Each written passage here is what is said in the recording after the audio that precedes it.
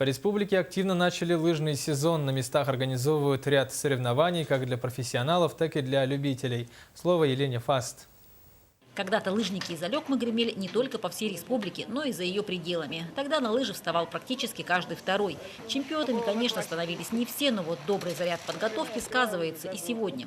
У Анатолия Рукавишникова за плечами значительный трудовой стаж. Школьные деньки далеко позади, а лыжня до сих пор зовет. Со школы на протяжении всей своей жизни, как говорится, продолжаю каждый год кататься.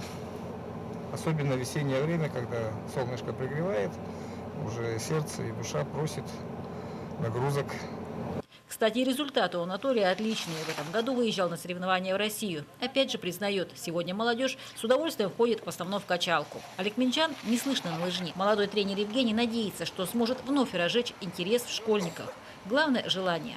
Неплохой стимул – выезд на соревнования в республику. Когда вот они более подготовленные, уже уверенно стоят на лыжах, то мы выезжаем на соревнования на республиканские. Они набираются опыта, смотрят, как другие дети бегают, тренируются. А пока яркими красками на поле стадиона мелькают мальчишки и девчонки. Нравится? Да.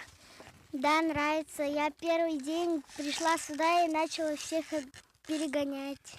А вот развить интерес – уже задача тренера.